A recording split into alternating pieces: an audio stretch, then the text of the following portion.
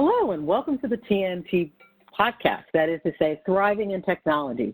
Your hosts are Sam Moulton, Petra Stefanova, and yours truly, Cecilia Taylor. We are all members of the Influence team here at NetApp. For this episode, we are pleased to be joined by NetApp's Sally Wahba and Rachelle Helton as we prepare to attend the Grace Hopper celebration in Houston, Texas. Sally is a member of the technical staff at NetApp in RTP, North Carolina. She joined NetApp in 2012 after obtaining her PhD in computer science from Clemson University. She's passionate about outreach and increasing the number of women in STEM. Rachelle Helton, currently working in our renewals group, in which draws on her cross-functional abilities and has previously worked in NetApp customer support and procurement departments. She is passionate about our NetApp Women in Technology employee group and serves on our Global WIC steering as the chair of strategy and operations. Thank you so much for joining us, Sally and Rachelle, on the TNT podcast. Thanks for having us. Thank you.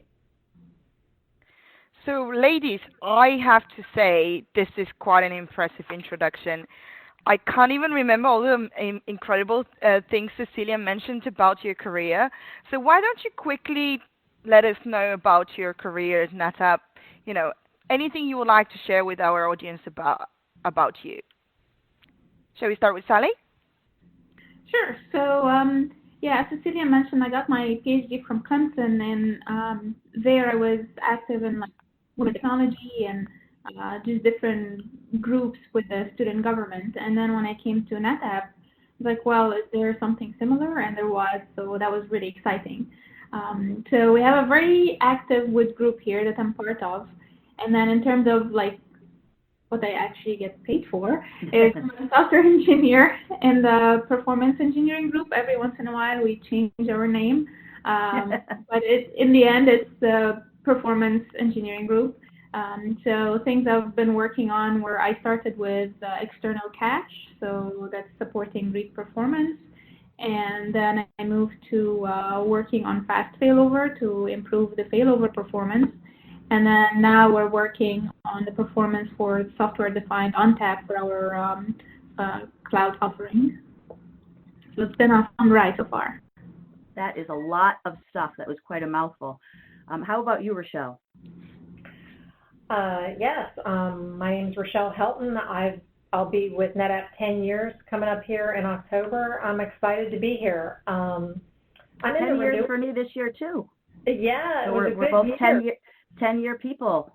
Yeah, it was a good year.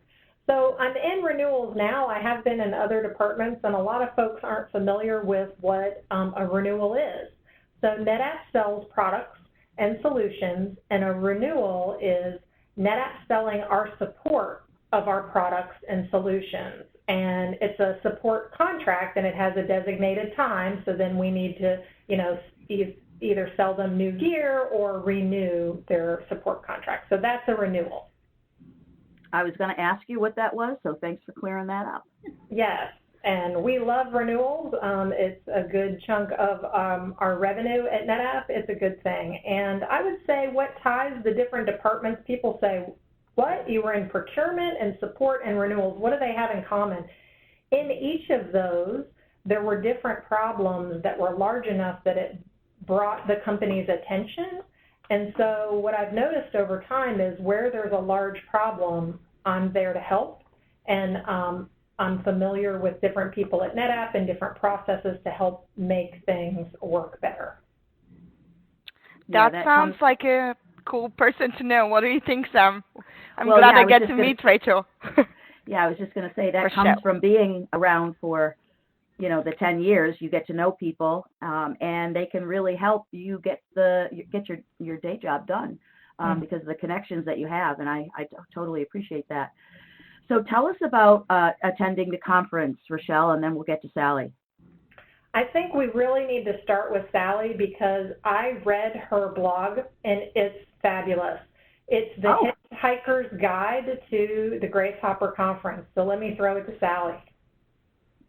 Oh, thanks, Rachelle. How do I choose the sessions? So I try to have it as a mix of technical and career sessions. And Grace Hopper has a lot of technical sessions that are introductory level. So this is a great opportunity for me to learn something about a new technology or something about a technology that I don't know anything about. And there are like so many tracks and so many, like if you go to a technical conference for a specific topic, then all you learn is that topic. But with Grace Hopper, you get a variety of technical topics. So that's great. And for the career sessions, they have the topics usually divided for like early career, mid-career, advanced career. So it's an easy way for me to kind of pick where I am in my career and pick sessions for that. But then again, I try to make sure that I don't fill all my schedule so that I can network with people. So there are 20,000 people this year, so you can imagine how much networking you can get done. Wow, that's really impressive. Yeah, I just want to jump in and say also Rachelle's points is really, really true. I'm really impressed by your blog, and it's such a fun thing to read about and how you structure it. So maybe we should have you more often on the NetApp blog. So for those of you listening, make sure you read Sally's blog, of course. But if you haven't already, Sally, would you give our first timers to Grace Hopper a few tricks and tips? You probably not already mentioned. You said a little bit about networking, a little bit about sessions, but what are your insider tips for first goers? So make sure you wear comfortable shoes. I think this is like the most important thing. A lot of people at conferences try to wear like high heels, and you will be miserable there if you do so, because the conference center is pretty big, and you'll be walking around from one session to the next. You'll probably be running from one session to the next, not just walking. And in terms of clothing, just wear anything that you're comfortable with. People get dressed in like shorts and t-shirts all the way to like full-on suits. So don't worry too much about what to wear. Since this is for like public audience, of course, if you're looking for a job, then you want to be a little bit like maybe business casual for the career fair. I probably wouldn't wear shorts to the career fair if I'm looking for a job. No flip-flops? Yeah, no flip-flops either? Yeah, probably not flip-flops if you're looking for a job. If you're just attending the conference, that's totally fine. Make sure that whoever you're networking with, you have to connect with them on LinkedIn. I've made connections for years now, and I'm still in contact with the people. If you don't have business cards, just take a picture of these people, take a picture of their badge. Everyone will be wearing a badge because that's basically their ID at the conference. So just take a picture of them with their badge, then you have like an idea who this person is, because you'll connect with so many people, and at the end of the day, you'll probably forget who you talked to. Taking these pictures will be good. So Sally, just as a follow-on, Sure. For those of us who don't have the opportunity to attend, is there a way to connect with the conference? Are there any live streams? Do they publish any of the speaker presentations afterward, or how does somebody who isn't attending kind of get in on the action? Sure. So all keynotes are live streamed and also recorded. So you can watch them later. Like if you're in a different time zone, or if you're busy, you can't watch it live. You can also always like watch the recording of it. And I don't think the other sessions are recorded yet. We always like give feedback as like I'd like to have recordings of other sessions, because there are so many concurrent sessions that even if you're attending, you'll miss other great sessions that you want to attend. But there are note takers, so there are volunteers at the conference that take notes and then publish them.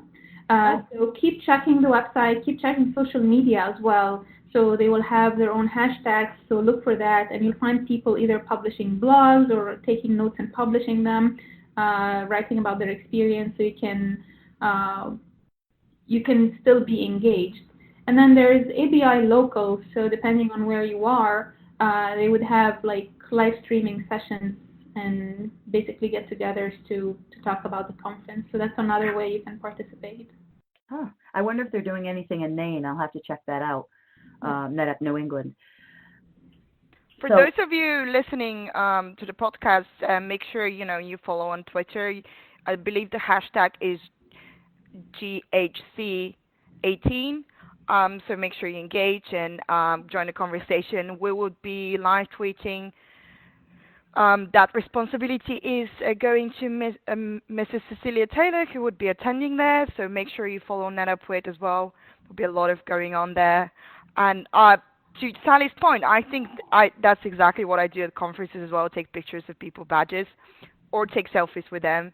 I'll follow on Twitter. So it's a great tip for sure. What about you, Rachelle? Any tips for you? Have you been to Grace Hopper before? Yes, I went last year was my first time, so this is my second time. And I would say the first time you go, as a woman, you're just so stunned. You're so used to working in a male environment, you don't think about it anymore. And so suddenly you're with 20,000 women. It's just kind of a little startling. And you're that sounds amazing. It really is. And I think that's why it's grown so fast, is because it's a huge morale boost. It's a huge morale boost. So Sally's blog goes into a lot of detail about what you need to know before you go. It's really a great blog.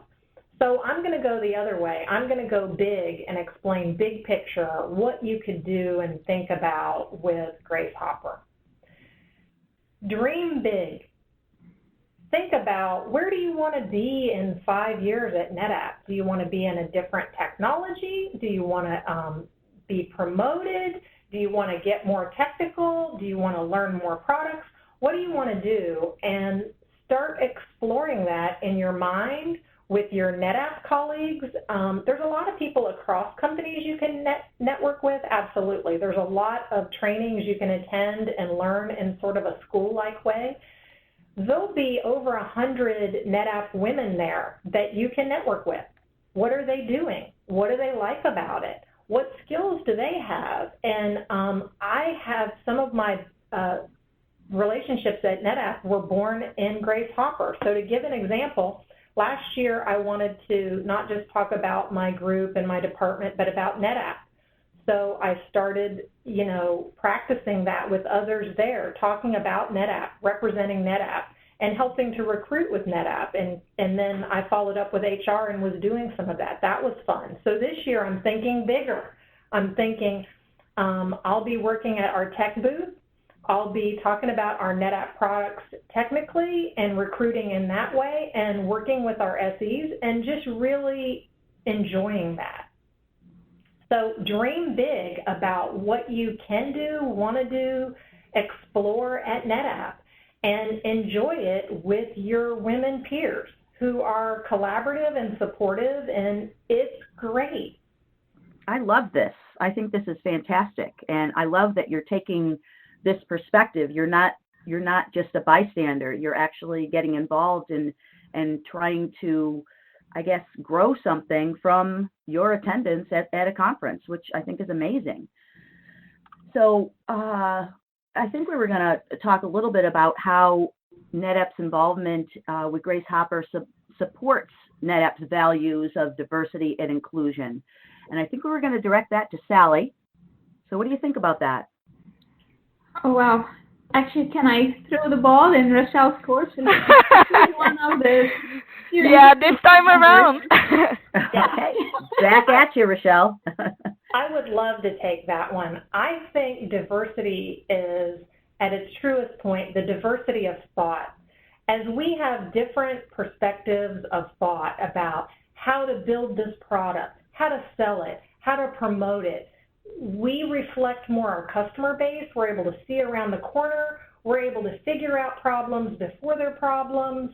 We are awesome as we bring together our different thoughts. And I think what NetApp is trying to do with Grace Hopper, and we spend a tremendous amount of money on this conference and sending the women there, it's NetApp's way. It's not, think of yourself if you were a corporation. It's not easy to figure out how you would get this diversity thing to happen. So one thing you can do is allow people of different thoughts to go there and be there. I talked to a male technical director just this morning who's going to be going. I said, you are going to love it. you're going to love the fact that I said, you think that there's a problem hiring women engineers? You're going to be run over with them, and you're going to realize I need to save my Rex, and I need to be driving to Grace Hopper to recruit the best women engineers I want. They'll be there. And most of the recruiting is really the new grads there. At the same time, all the mid-careers like Sally and myself are there. So if NetApp wanted to, do recruiting of mid-careers, they're all there. They're just not in the recruiting mode. As Sally said, we'll be there in our jeans and T-shirts and flip-flops. Well, I don't think you have to wear a suit to be in recruiting mode, right? I think all of us as NetApp employees passionate about what we do at NetApp are kind of indirect recruiters. By promoting and by talking about our company, we indirectly recruit people. They would be like, oh, wow, this is a cool company to work for because I met this person and they seem really, really nice and so on. So that's kind of was actually my question that I wanted to put towards you, Rachelle. You've talked a lot about, meeting with other NetApp people and learning what they do and, kind of engaging in a outside of office environment in a different with people from different fields. But what I would like to ask you is, obviously there's so many women there. What would you like to tell them about NetApp and our culture of inclusivity and diversity and, even women in tech initiative that you're very much part of? What would you tell them? Why should they be excited to and interested about joining NetApp? I think NetApp's the place you can be what you want to be, how you want to be, who you want to be.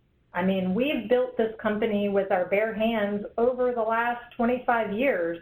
It didn't just happen. We built it. And one of the things that we like about our company is we like to make it as much a model company as we can. And if that's something you want to be a part of, people talk about startups and doing that.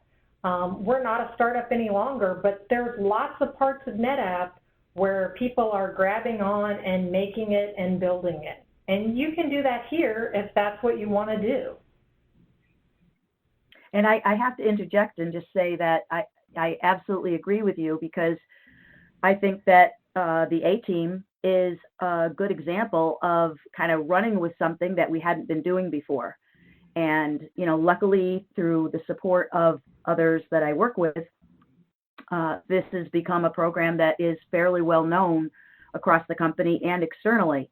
And I know I'm kind of shamelessly making a plug for the A-Team, but can't help myself. But I think it is an example of what you're talking about, Rachelle. I think Sam, to your point is we're quite fortunate to be able to do what we love and what we want to do. And at NetApp, this is a reality. A lot of people doing those incredible jobs which are we're not necessarily able to put into brackets on a paper. It's like this is a typical kind of job that people have in tech. You have the freedom to create your own job, and I think that's very, very inspiring at NetApp. And I think it's one of the few companies where, as a woman in the workplace, you don't feel like, first of all, you're the only one, or you don't feel anyhow that you're the minority and that you're taken as equal. So that was one of my questions for both Sally and Rachelle. And Sally, you can't say no to this one. What do you think NetApp does to empower women? Whether it's something you've seen from HR perspective or generally, I would like to hear your perspective on that from both of you. So first we have, like I mentioned earlier, we have a very active WIT group, and the group we have multiple locations, and there's a WIT group in so many sites, and we have support from executives. So it's not just like, hey, let's just get together and do something, but we have support from executives. We have our own budget to do things. So we have different career talks. We have book clubs. It's a great way to network with people. And the group is not just for women. We welcome men as well, because we need male allies. And then through the group, we do a lot of community outreach as well. So here in RPP, we have community outreach with Dress for Success. and we have different resource drives for homeless shelters, and we do a lot for the community as a WIT group. Another thing that NetApp does is they have all these trainings for managers for unconscious bias, which is really cool. Most managers are men, and most people that are making the hiring decisions are men. So just educating them about, hey, you need to be aware that, well, women interview differently than men, so these are some things that they need to be aware of. And then I think starting 2018, the HR updated their maternity and paternity leave policy, which is great. So it gives more time for new parents. I'm not a new parent myself, but I really appreciate NetApp doing that for all the people that are having children.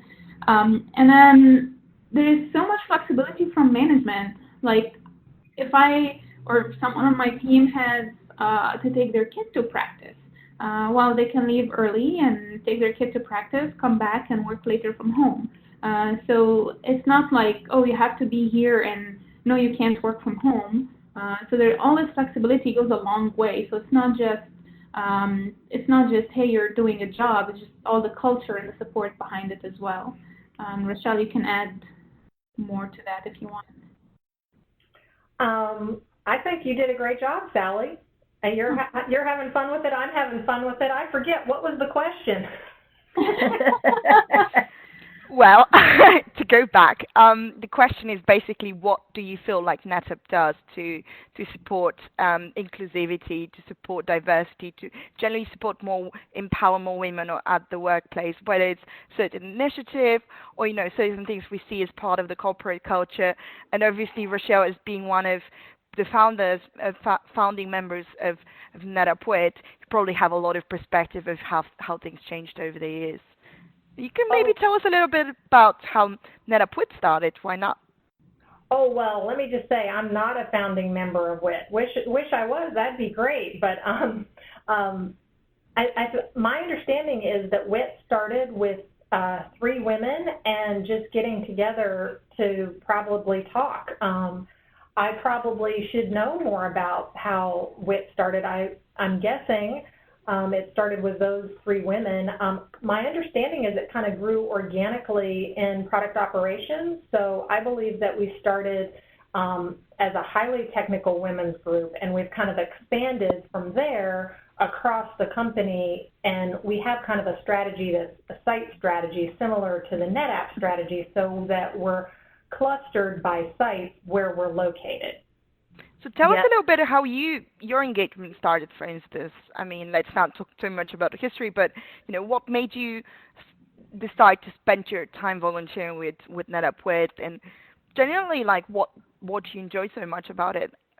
It's all about supporting women, but we would like to hear your perspective.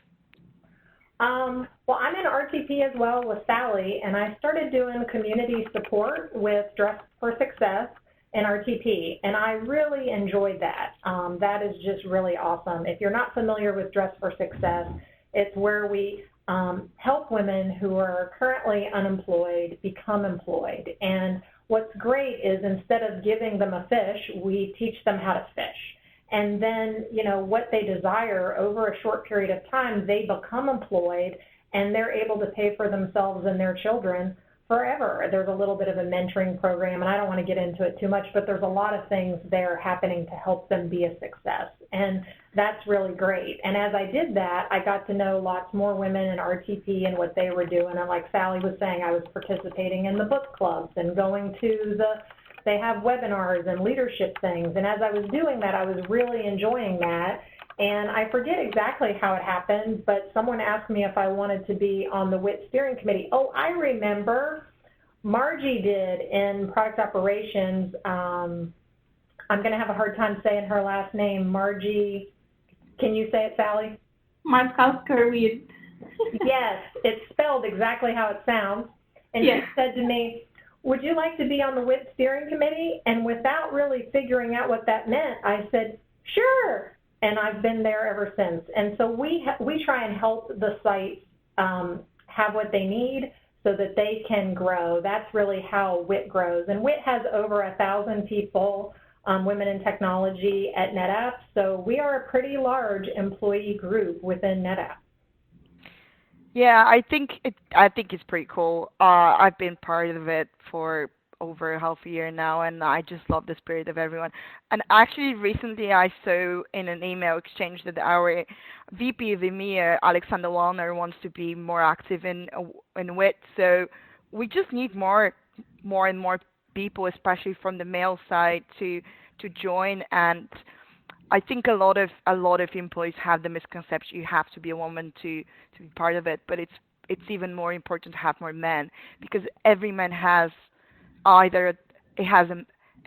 mother or a sister or a wife or a daughter. Especially when it comes to daughters, they have to learn how to empower them and embrace them. And I've seen so many wonderful stories of people reading blogs about NetApp WIT or generally about women in tech, and they're like, I'm just going to send this to my daughter. And I think this is an incredibly empowering and reassuring we're doing the right thing.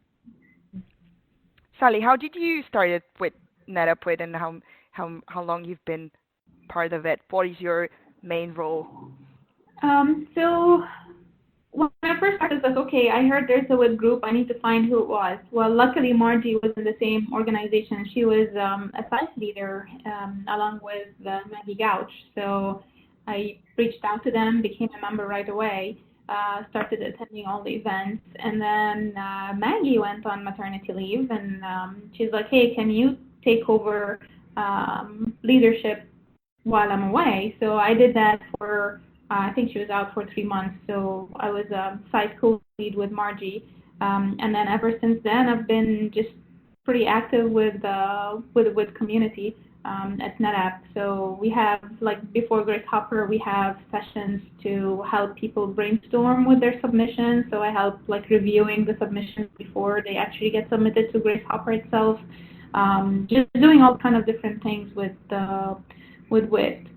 The book clubs have been so much fun as well. So we have our WIT library in RTP, and I've got to meet people that otherwise I wouldn't really meet. Like the site is large in RTP, and if you don't interact with someone on day-to-day, you might not see them. And so it's a great way to learn or meet new people from all different organizations.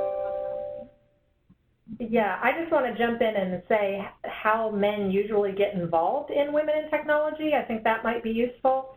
A number of men who are first looking to be promoted to the first level of management, we have a lot of leadership webinars, will come for those.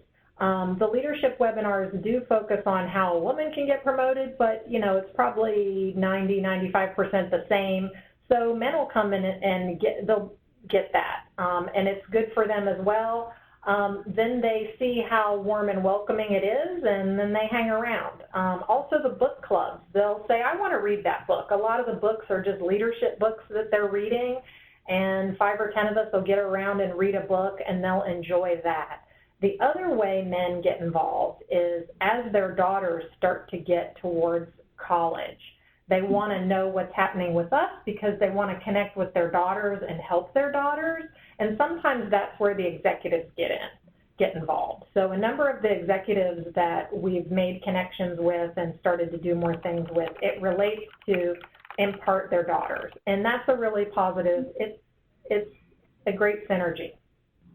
Oh, can I add a plug to our Young Women in Technology group? So every summer, we have a Young Women in Technology workshop. So it's a day where we bring girls from 6th grade to 10th grade. And a lot of these are sponsored by employees. So they would bring their daughters, their nieces, their neighbors. And then we have people from like Dress for Success and just from the community as well. And the leader for that is Vanessa Ambrosecchia, and she does a great job. Every year, the girls just have a blast. We have different workshops. Usually like 3 during the day, and that's another way like men get involved. They're like, oh, there's this young women thing, I want to enroll my daughter, and then we lure them in that way too. Sounds like a really successful luring technique. Hey, I just have a really quick question about Dress for Success. Now, you both are located in RTP, is that correct? Correct. Okay. Do you know if that same program expands to other NetApp locations? I'm interested in Maine because that's where I'm based out of. Absolutely. It is a national organization, and I believe an international organization. Like all organizations like that, they're stronger in some areas than others. We happen to have a strong chapter here in RTP. Check it out and see where it's located. If it's, I'm sure it is in Massachusetts, but how close is it to you, and how convenient is it? It's super convenient and a great organization here, and so we really support it here. Yeah, very cool. Yeah. This sounds like a really cool opportunity for volunteering, I think, in general. So I'll make sure to check it out, and we share if there's a dedicated link with our audiences as well. Yeah, and again, it started as grassroots effort. So we had 2 WIT members that were volunteering with Dress for Success, and then they said, hey, anyone else is interested in volunteering? And then we started, it just started growing that way, not like Dress for Success, but with involvement with Dress for Success started growing that way, and then we started supporting it formally. Because I think it might be a nice way, as we all know, NetApp gives its employees 40 hours of volunteer time every year, and typically we're doing things for the community, but this specifically would support, women, and I think that could be something worth investigating for sure. Absolutely. I was going to say absolutely the same. Shameless plug for all of us being at NetApp, but I think we're quite fortunate to have that paid volunteering time off, and that was one of the most impressive things I found about NetApp is how we can dedicate our time to doing what we love and what we're passionate about. And I think a lot of women are passionate about helping other women as well. So this seems like a great initiative, and it's one of those really cool things that we do at NetApp with, and I think more people should hear about it. So maybe that's an idea for another blog. I think it could be. Well, I have a question that is not exactly directed to GHC, nor is it directed to our NetApp Women in Technology, but it is a technology question, and it's one where you kind of have to look back and think about it.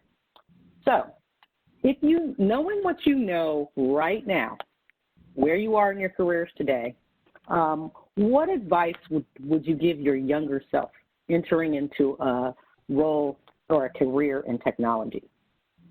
Sally? Ooh, I think the main thing would be don't have self-doubt. You're not an expert. You're not born an expert, basically. So get into the role, expect to learn a lot, put in the time, and just things will work out. Excellent. That's a great one for sure. Rachelle? I think I would say just for myself and for all women, just to be more confident and be more of a risk taker. I think in general, for myself and for others, women think, well, when I know 90% of the things on the job rec, I'll apply. Where my male colleagues will say, I know 30% of that. I got this.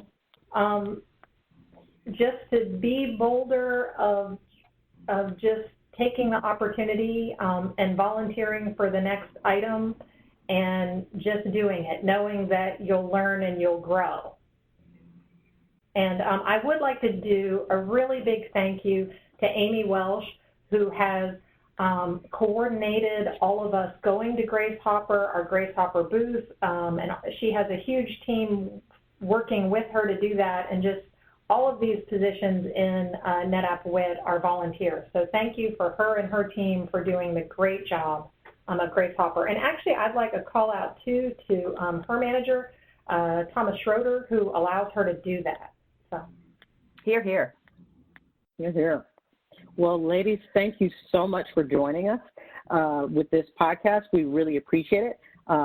Best of luck and happy travels to Houston to the Grace Hopper Conference.